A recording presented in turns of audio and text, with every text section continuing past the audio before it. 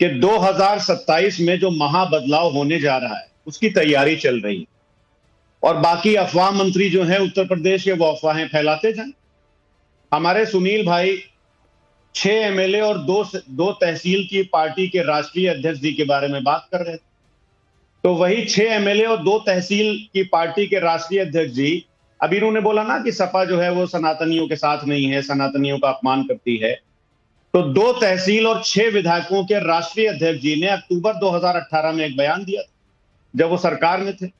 उन्होंने कहा था कि भारतीय जनता पार्टी गरीबों और पिछड़ों को मुद्दे, जब 2 तहसील और 6 विधायकों के राष्ट्रीय अध्यक्ष जी आवाज उठाते हैं उनकी, तो भारतीय जनता पार्टी मंदिर जैसे मुद्दों की बात करने लगी। ये मैं नहीं बोल रहा हूं, ये 2 तहसील और 6 विधायकों की पार्टी के राष्ट्रीय अध्यक्ष आदरणीय ओम प्रकाश राजभर जी ने कहा। तो किन ओम प्रकाश राजभर की बात कर? वही ओम प्रकाश राजभर जी जिन्होंने 10 जनवरी 2022 को एक प्रेस कॉन्फ्रेंस की थी, जो ये लोग पीसी बोलते हैं ना, तो 10 जनवरी 2022 को एसी में पीसी की थी ओम प्रकाश राजभर जी ने, और उस पीसी में कहा था कि वो संकल्प लेते हैं कि 2022 में आदरणीय अखिलेश यादव जी को इस प्रदेश का मुख्यमंत्री बनाएंगे।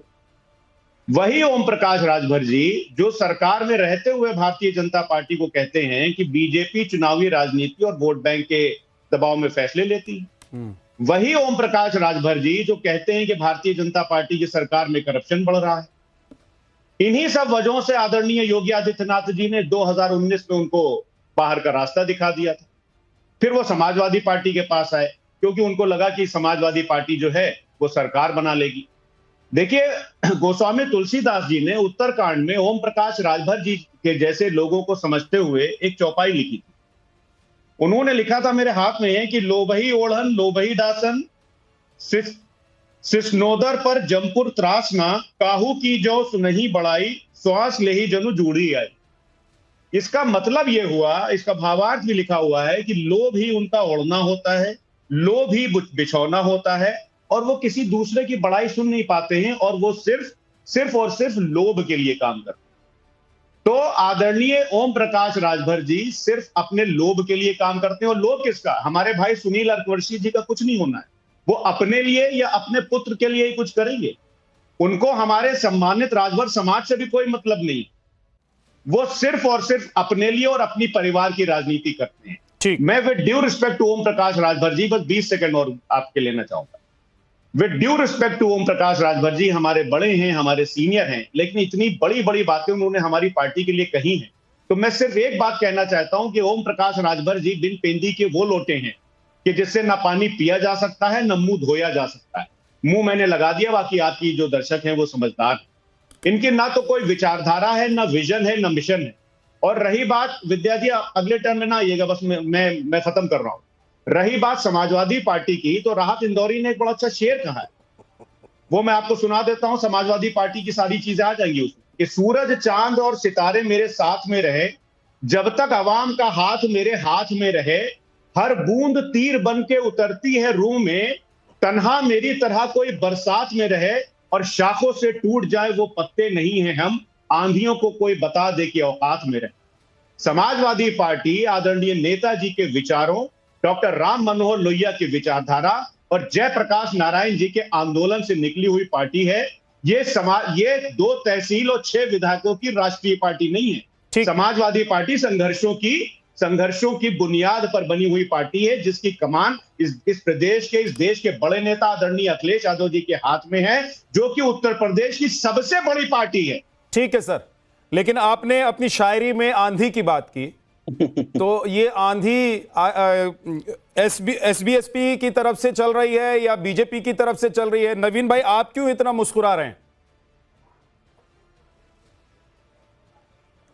मैं विद्या भाई बात इसलिए मुस्कुरा रहा हूं कि समाजवादी पार्टी वाले सब समझते हैं, और जब वो बोलते हैं वो भी सही बोलते हैं। मैं ऐसा कह नहीं रहा गलत बोलते हैं, लेकिन क्या है कि वो आकलन गलत करते हैं। वो सामने वाले को तो कह रहे हैं कि तू बड़ा व्यक्ति है, बड़ा खतरनाक है, छोटी सी पार्टी का छोटा सा व्यक्ति, उसने इनकी पूरी बड़ी पार्टी जो विशालकाय पार्टी इसको हिला करके रख दिया, और जिसके बारे में बात कर रहे हैं पूरी पार्टी परेशान है, सब जवाब दे रहे हैं, लेकिन जो मुद्दा है राम गोपाल यादव जी वो गायब है, वो जवाब नहीं दे रहे हैं। मैं दे देता सब हूं, कुछ दे हो देता रहा है। हूं, दे देता हूं। एक छोटी सी पार्टी जिसको आधी लोकसभा के पार्टी बता रहे हैं, 4 बार बताया, वो हिल रही है। उसके कारण पूरी समाजवादी पार्टी, विशालकाय पार्टी हिल गई। जवाब इनके पास है नहीं देने वाला। वो व्यक्ति गायब है, रामगोपाल यादव। और यही नहीं, जयप्रकाश नारायण जी का उन्होंने अभी उल्लेख किया। उन्होंने सच सच कहा था। उन्होंने कहा था कि वो आंदोलन से निकली पार्टी है समाजवादी पार्टी। सत्य बात है, समाजवादी पार्टी आंदोलन से निकली, सही बात है। लेकिन समाजवादी पार्टी के बारे में उन्होंने कहा था कि काले चोर से समझौता कर लेना। समझ, लोकसभा के अंदर बयान है राम लोहिया जी का कि लेकिन जो है कांग्रेस से समझौता मत करना। लेकिन समाजवादी पार्टी के लोगों ने कांग्रेस से जब समझौता किया, समाजवाद की हत्या कर दी, जयप्रकाश नारायण जी के आदर्शों की हत्या कर दी, राम मनोहर लोहिया जी के आदर्शों की हत्या कर दी। ये हत्यारे अपने आप को समाजवादी पार्टी का नेतृत्व करने वाला बनते हैं।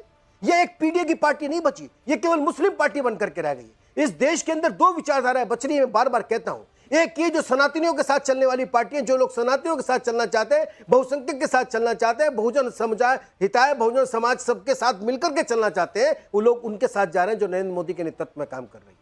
दूसरे वो लोग हैं जो केवल मतलब मुस्लिम तुष्टीकरण की राजनीति करना चाहते हैं। ये जो सांसद टूटेंगे वो नरेंद्र मोदी जी के नेतृत्व में आएंगे। समाजवादी पार्टी के लोग अपने लोगों को बचाएं या ना नवीन जी, बचाएं, आप ये कह रहे हैं ये जो लोग टूटेंगे वो नरेंद्र मोदी जी के नेतृत्व में आएंगे? मैं विद्यानाथ जी, मैं फिर कहता हूं आपके इस प्रबुद्ध चैनल पे कि जो लोग इस समय दूसरे संगठनों को छोड़ रहे हैं, वो इसलिए छोड़ रहे हैं कि उनको अपने क्षेत्र की जनता को जवाब देना है कि वो सनातनियों का विरोध क्यों करते हैं, वो महिलाओं के आरक्षण का विरोध क्यों करते हैं, वो इस देश के अंदर यूसीसी लागू करना क्यों नहीं चाहते। जब वो उनके दल के नेता, जो बेईमान नेता, उनकी बात नहीं सुनते हैं, इसलिए निकल करके आ रहे हैं, वो मोदी जी के नेतृत्व में जा रहे हैं। ओके, जल्दी से मतलब ये नहीं कि भाजपा में आ रहे हैं। 30 सेकंड में आप जवाब दे दीजिए, उसके बाद प्रशांत प्रतिनिधि कर रहे हैं, उसके बाद प्रशांत जी के पास वो अपना जवाब दे सके। हाँ, देखिए, इन्होंने सनातनियों की बात की। मैं नवीन जिंदल जी से एक बात पूछना चाहता हूं, आपका पूरा सम्मान के साथ। नवीन जी, अगर कोई विधायक किसी भी पार्टी का हो, वो अगर ये कहे कि पत्थरों के गिड़गिड़ाने से कुछ नहीं मिलेगा, पत्थरों को पूजना छोड़ो, उनके आगे गिड़गिड़ाना बंद करो क्योंकि वो कुछ नहीं दे सकता, तो उसको आप सनातनी मानेंगे या सनातनियों का विरोधी मानेंगे? बस हाँ या ना में जवाब दो, फिर आगे बढ़ता हूं। नहीं, हाँ ना में कैसे? किसी पत्थर के अंदर तो भगवान, हमारे कण कण में भगवान बसते हैं फराज भाई। गलत कहा ना उन्होंने। वो यानी कि सनातन का विरोध किया, यानी सनातन का सनातनी, यानी सनातन किसी एक विधायक के कहने से, किसी एक विधायक के कहने से आप सनातन को, पूरे सनातन को। लेकिन एक बात देखिए, इसमें मत उलझिए। ये इसमें मत उलझिए। सुनिए, सनातन में आस्तिक और नास्तिक दोनों व्यवस्था, इसलिए इसमें मत उलझिए। जाति होई भावना जैसी प्रभु मूरत देखी तिन तैसी, जिसको किसी को पत्थर में भी भगवान नजर आते हैं और किसी को भगवान में भी पत्थर नजर आ सकते हैं। इसमें मत उलझिए। जिन्होंने ये कहा था, तो हो सकता है वो नास्तिक है। भारतीय जनता पार्टी के विधायक हैं, कोई सनातन में नास्तिक का कभी स्वागत है। नमाज पढ़ता है, दूसरी तरफ करता है। आप सोचो ना, आपकी तरफ पार्टी से निकाला गया, आप मुझे बता दो ना, जनता पार्टी, मुझे बता दो कुछ लोग किस तरफ। अरे जब लोग आप ही के समाज में देख लो ना भाई, एक लोग नमाज पढ़ते हैं काबा की तरफ करके, दूसरी तरफ मेरी बात दिखाकर। अब हो जाने दीजिए, आपने क्या बात कर रहे हो आप? तो इसलिए आप उनको कह दो कि वो मानने वाले नहीं है क्या? सुनिए विद्या जी, आप मेरी बात आप इस तरह से किसी को बांट नहीं सकते। अरे सर सुनिए, तो सर सुनिए, मैंने आपकी बात सुन ली। भारतीय जनता पार्टी के विधायक श्याम सिंह, जो कि गोपा मऊ के विधायक है, उन्होंने ये बात कही थी। उनको क्या पार्टी ने कोई शो कॉज नोटिस दी? क्या भारतीय जनता पार्टी ने उनको पार्टी से निकाला? नहीं निकाला, क्योंकि भारतीय जनता पार्टी सिर्फ और सिर्फ वोट की राजनीति करती है। रामगोपाल जी के बारे में भी बता भैया, ये बोल रहे हैं ना, ये आपकी सोच कहती है कि भारतीय जनता पार्टी ने कहा। एक सेकंड, पॉइंट पे रहिए। फराजी पॉइंट पे, मुद्दे पर सर, आप विषय पे आ जाओ। रामगोपाल यादव ने अभी तक जवाब क्यों नहीं दिया? क्या वो भाजपा की समर्थन वाली जो एनडीए की सरकार है उसमें समर्थन देंगे रामगोपाल यादव के लोग? रुक जाइए ना नवीन जी, अगर टाइम बर्बाद होगा। नवीन जिंदल जी रुक जाइए ना, टाइम बर्बाद होगा।